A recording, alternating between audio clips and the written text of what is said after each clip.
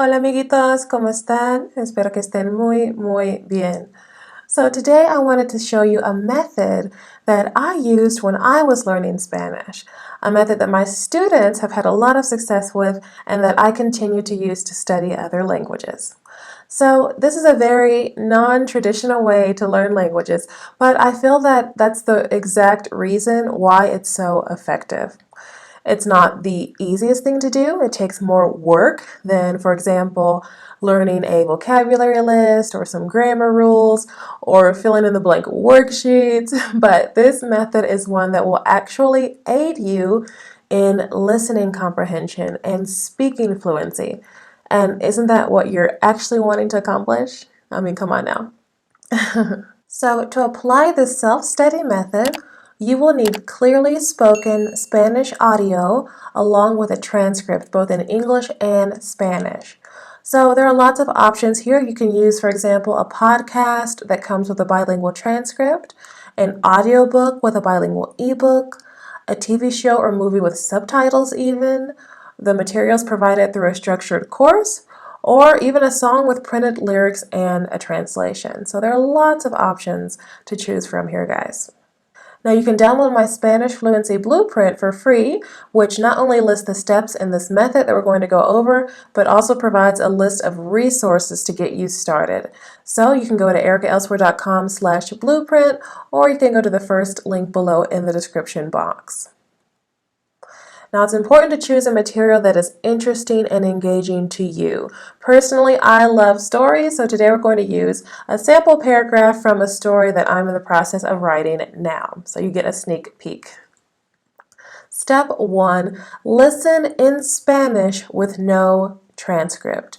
So you're going to take a small chunk of whatever audio you're working with, or if it's a song, you may even be able to listen to the entire song since that's going to be short anyway.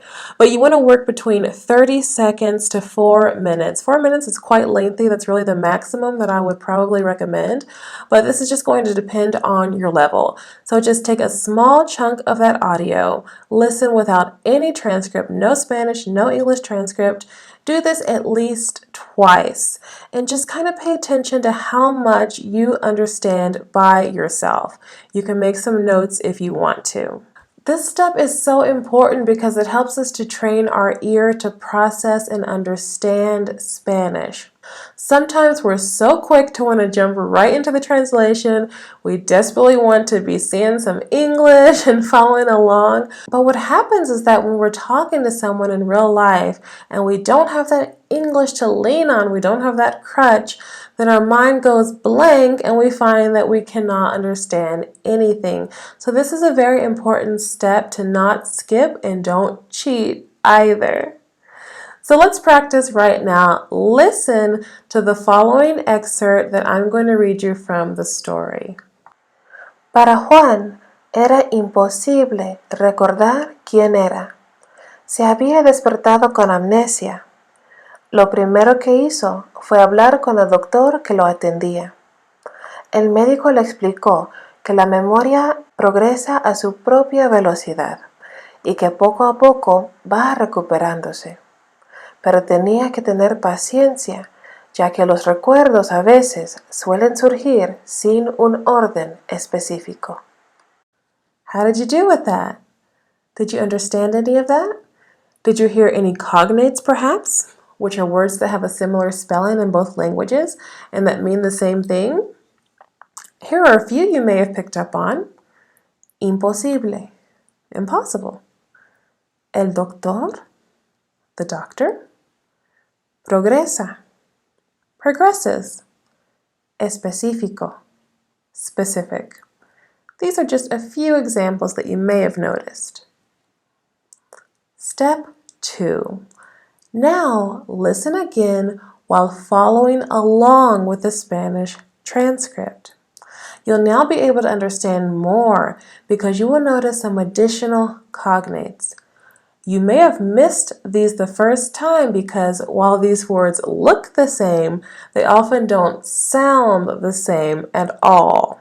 Okay, so now that you're looking at the text, you can start to dissect it a bit more. Remember, don't look at the English yet, But let's see if there's anything that we can understand here. So I'm just going to walk you through a sample of the mental process that you may go through while you try to decipher a text for yourself. Para Juan, so, I know that para means for. So for John, era imposible, okay? That has to mean impossible. Imposible recordar quién era. I'm not sure what any of that means. Let me just move on here. Se había despertado con amnesia. Oh, I didn't hear this the first time, but that has to mean amnesia. It's spelled exactly the same as in English. So, okay, so for Juan, impossible. Wait a minute, recordar. I seem to recall that that means remember. So Juan, impossible remember, amnesia. So maybe Juan has amnesia, and so it's impossible for him to remember something. Okay? Lo primero. Oh, okay, I know that word. Primero, segundo, tercero, first, second, third. Okay, so primero means first. So first, que hizo fue hablar con el doctor que lo atendía. Okay, hablar, well, yeah, I definitely know that that means to speak. El doctor is, of course, the doctor. So the first thing to speak con el doctor, with the doctor, okay? So John has amnesia, he can't remember something, he speaks to the doctor. El médico, well, that looks like medic, so that has to be some sort of healthcare professional. El explicó que la memoria, well, that looks like memory, I think that's memory, progresses. Okay, well, I have a general sense of what this may be talking about. Let's move on. Step 3, make notes. So if you wish, while you're going through that whole mental process, jot down notes on your Spanish transcript as to what you think some of the meanings are. Step 4, read the Spanish transcript out loud. So here you want to really focus on your pronunciation. You can do this right along with the speaker, or you can pause and repeat the audio in smaller sections. Again, it is not necessary to know everything you're saying, but it is essential that you practice your pronunciation in this step. Focus on trying to repeat the words in the same way that the speaker does and really get confident with training that tongue to speak. Step 5. Now you can finally take a look at the English transcript if you like. There may be times when you discover that you understood everything. You really don't have a need to look at the English. But at this point, if you have gaps, you can take a look at your English transcript. So first of all, congratulate yourself on what you got correct. Next, discover the translations of the items that you weren't sure about. Pick out some key vocabulary words and phrases to remember. And to help you out with that, you may choose to put your new vocabulary in a digital flashcard form, such as with Anki or Quizlet. A lot of people like to do that because those programs give you a spaced repetition system in order to memorize your vocabulary words in the most efficient way. Okay, so here we have the translation in English right below the Spanish. So I'm not going to read this to you. You can pause this and see this for yourself on the screen.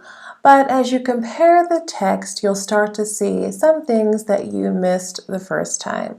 So, just for an example, we have here, pero tenía que tener paciencia. So, when you were reading this the first time, you may have thought he had that to have patience, or he had what to have patience. If we try to translate that literally, it doesn't work. But as you see here in the English, we read he had to be patient. Or we also could have translated this, he had to have patience, but we probably in English would have more naturally said had to be patient, as it says here. So we see that tener que or tenía que in this case means had to. So tener que means to have to. It's a set expression. We can't translate it literally. So tenía being a conjugation of the verb tener, means he had to.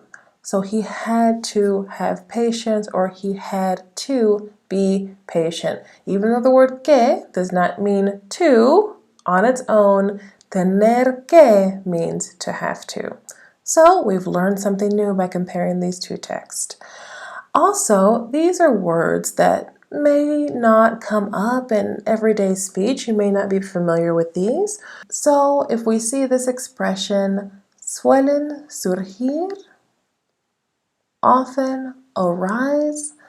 So with a little bit of investigation, you may have to look up these verbs, but suelen is from the verb soler, meaning usually or normally. And then surgir, which is still in its infinitive form here, means to arise or to come up.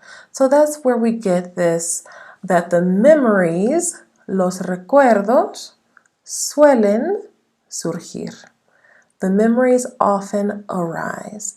And you'll be reminded that since we are speaking in plural here, we're talking about several memories, los recuerdos. This is why we have to use the plural version of this verb. So instead of suele, we have suelen. They arise. Okay?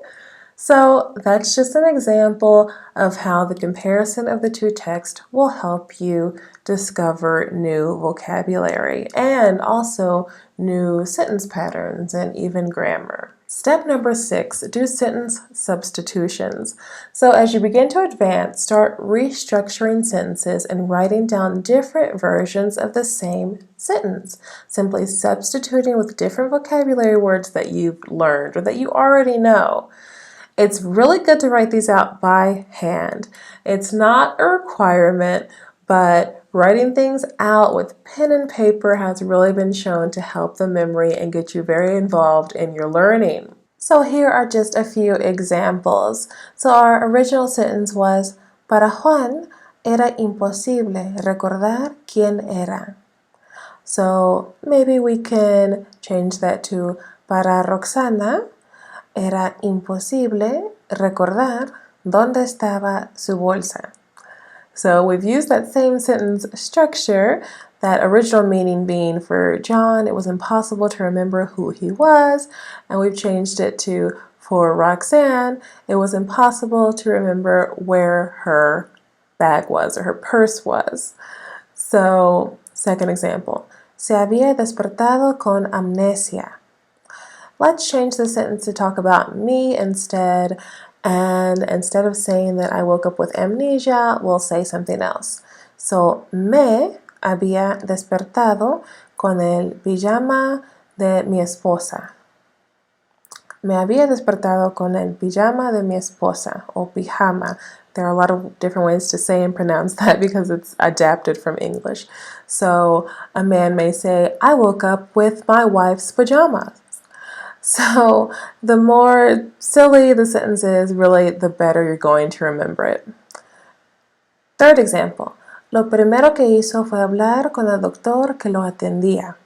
The first thing he did was speak with the doctor who was attending to him, or the attending doctor, or the doctor who was caring for him. You know, there are a lot of ways that we could translate that. So again, let's change this to speak about me. Lo primero que hice. Say that I happen to know that hice is I did. Hizo, as we could see, is he did. But I'm going to say lo primero que hice fue hablar con mi perro. The first thing I did was talk to my dog, or talk with my dog. Final example. El médico le explicó que la memoria progresa a su propia velocidad. So the doctor explained that memories, that the memory progresses at its own pace. Oh, let's change that. Instead of médico, we'll say the teacher. El profesor me explicó, so he explains to me, que la tarea era importante. So the teacher explained to me that the homework was important. So as you can see, there are just infinite ways to change up these sentences, to work with these substitutions, and really practice with the vocabulary that you know, the vocabulary that you've learned, new sentence structure, and patterns as well. Step 7, listen to the Spanish audio a final time without any transcript. So we're pretty much back to step 1, except that this time you're going to be amazed at how much you now understand. Let's go ahead and practice with that now. Listen one final time to our original text and see what you can understand with no transcript. Para Juan era imposible recordar quién era. Se había despertado con amnesia. Lo primero que hizo fue hablar con el doctor que lo atendía. El médico le explicó que la memoria progresa a su propia velocidad y que poco a poco va recuperándose. Pero tenía que tener paciencia, ya que los recuerdos a veces suelen surgir sin un orden específico. Good job. Step number 8, you're going to proceed to the next section of your audio. So if you're in the middle of a story like we are now, move on to the next paragraph. Or hey, that may have been enough work for the day. You may want to call it a day and leave the next section for tomorrow, which is perfectly fine as well. Go at your own pace, but do try to do something every day with your new language. Step number 9. So once you're finished, once you're finished with your story or your song, just enjoy listening to the material in its entirety and track your progress. This could take several days, it could take weeks, it could take months, just depending on what you're using. Listen to the entire audio in its entirety and simply enjoy it.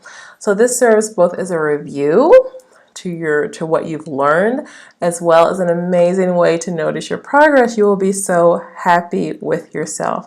And since you would have done all of this work, instead of relying on someone else to give you a vocabulary list or someone else to explain every single grammar point to you, you're going to acquire your new language in such a more natural way and be able to use it a lot more quickly.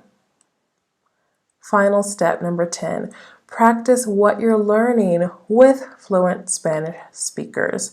So this is essential. Your self-study is wonderful, but you have to practice speaking with real people. And to make this less intimidating when you're a beginner, you can focus your speaking practice on the theme of whatever you're studying by yourself.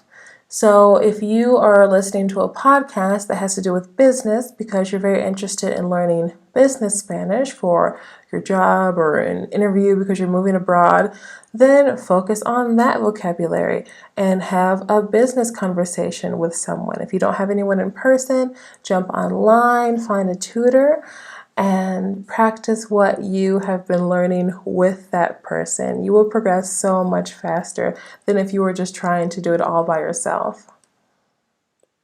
You are done, yay! So if you make the study method a habit in your daily routine, you will notice that your comprehension and speaking abilities improve dramatically.